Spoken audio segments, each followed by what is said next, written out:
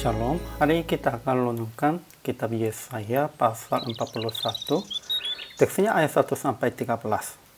Sudah dibagikan dua paragraf. Paragraf yang pertama ayat 1 sampai 7. Tuhan yang terdahulu melakukan dan mengerjakan semuanya itu. Tetapi bangsa-bangsa tetap menguatkan berhala mereka sekalipun takut dan gemetar. Paragraf yang kedua ayat 8 sampai 13. Israel tidak usah takut dan bimbang, sebab Tuhan menyertai. Ia akan memegang engkau dengan tangan kanannya. Kesimpulannya, bangsa-bangsa masih tidak tahu siapa Allah yang sesungguhnya dan siapa menaklukkan mereka. Dan mereka bertengkar dengan pandangan macam-macam. Jadi Tuhan berkata, biarlah mereka datang mendekat, kemudian berbicara. Tuhan menjelaskan bahwa ia membinasakan bangsa-bangsa melalui orang yang menggerakkan dia dari timur. Ia sendiri melakukan dan mengerjakan semuanya itu.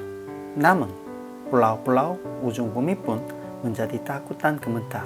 Mereka lebih usaha akan menguatkan berhala mereka supaya tidak goyah.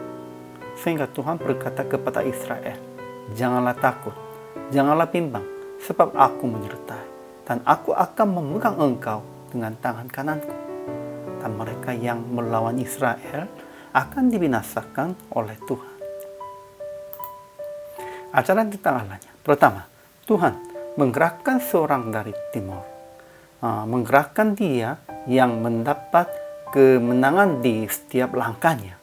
Yang menaklukkan bangsa-bangsa ke depannya dan menurutkan raja-rajanya. Kedua, Tuhan melakukan dan mengerjakan semuanya itu. Ia yang dari dahulu memanggil bangkit keturunan-keturunan. Tuhan yang terdahulu dan bagi mereka yang terkemudian tetap dia juga. Tiga, Tuhan telah ambil Israel dari ujung-ujung bumi dan yang telah ia panggil dari penjuru-penjurunya. Ia berkata kepada mereka, engkau hambaku, aku telah memilih engkau dan tidak menolak engkau. Keempat, ia janji akan menyertai dan akan menjadi Allahnya. Ia akan memegang tangan kanan mereka dan berkata, janganlah takut, akulah yang menolong engkau. Ajaran tentang manusianya. Pertama, semua manusia harus datang mendekatnya untuk berbicara dengan Tuhan. Sekalipun begitu, banyak orang yang tidak mau begitu.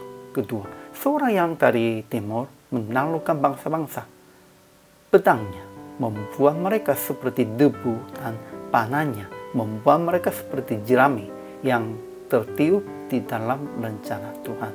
Ya, dia juga adalah Koresh. Ketiga, sekalipun orang-orang dari pulau dan mereka yang dari ujung-ujung bumi menjadi gemetar, mereka datang dan makin mendekat, dan seorang menolong yang lain dan berkata kepada temannya, kuatkanlah hatimu dengan menguatkan berhala supaya tidak goyang. Ya, sekalipun mereka takut dan gemetar, mereka tidak taat kepada Tuhan, tetap mereka masih tetap andalkan berhala mereka. Keempat, umat pilihan, orang yang percaya Tuhan tidak usah takut dan gemetar, sebab ia menyertai dan menolong sambil memegang dengan tangannya kanan. Kita harus percaya ini. Jadi aplikasinya, jangan menjauhi Tuhan dan jangan melawannya dengan pikirannya duniawi. Kita harus datang mendekatnya. Kedua, memuji Tuhan yang membimbing secara manusia sesuai dengan rancangannya. Ketiga, jangan takut dan jangan gemetar, dengan percaya akan Tuhan menyertai dan menolong kita sambil memegang tangannya kita. Ya, kalau begitu, jangan gemetar, jangan takut. PR praktik hari ini ya, menghibur sesama yang sedang takut dan gemetar karena kesusahan atau dosanya. Harus menghiburnya dengan kata ini, ia telah mengampuni segala dosa kita dan tetap menyertai sambil memegang tanganmu. Karena Tuhan tetap memegang kita dengan tangannya kanan, dia menyertai dan dia menguatkan kita. Kita tidak usah takut dan gemetar. Bukan hanya kita sendiri, harus menghibur orang yang lain yang masih takutnya juga. hari ini juga selama melayani. Tuhan Yesus memberkati.